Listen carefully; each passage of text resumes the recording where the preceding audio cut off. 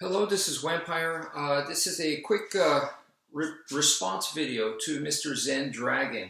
He's an excellent martial artist, seems to like to spar quite a bit, which is a good thing in a sense that he is pressure testing his Kung Fu style in actual full contact sparring. So please check out his YouTube channel, and yeah, this is he talked about self-defense with scissors, so that's what I'm going to do.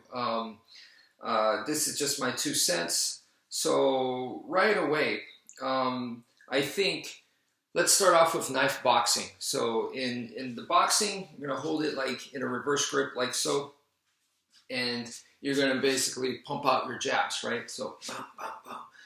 If you notice, it seems like, yeah, that's super simple, that's easy to understand, but notice I'm not doing this, okay? This is not a jab, right? You don't throw jabs that way. So I'm turning my hand and I'm throwing the jab this way. And if I throw the jab this way, then you notice that the way the blade is positioned, I am bladed towards my opponent, which in boxing you're supposed to do, rather than stand square with them. So notice the angle here, that it's here. I'm making contact right there.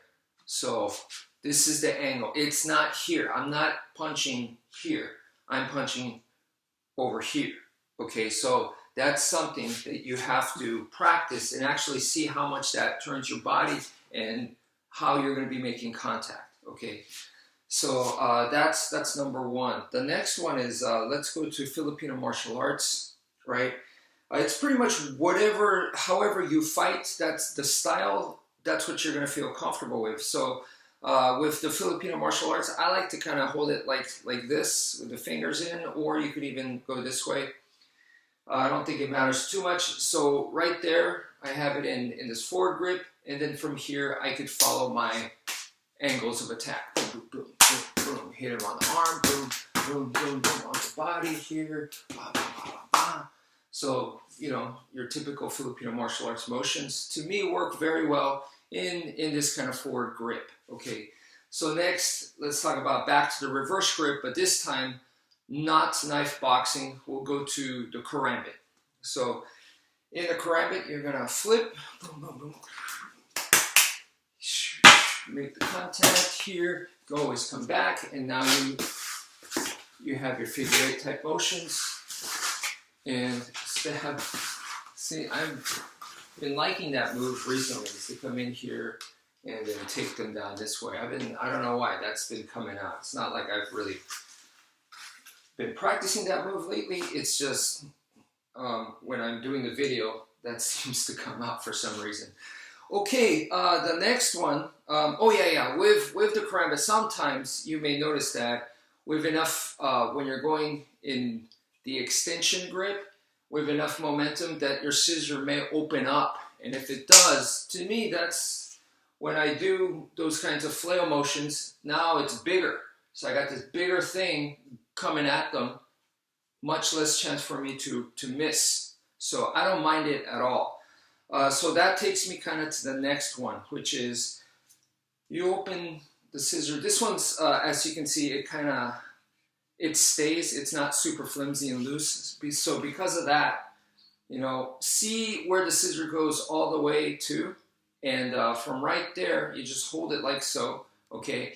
If you don't, and it's still up here, and you hold it too much high, it can pinch your skin. So just see where it goes all the way up to, make sure your hand's lower than that, and then I like to use it like this, okay? So that way, if this does shift, it's not gonna pinch my hand over here. This may come down, and depending on the scissor you have, it can hurt, so it just depends the angle that you're holding it, that it's not going to hit your knuckle or the bony areas, and also just depends on the scissor that you're using. But using it open like this, and then here, look, I can slash and stuff.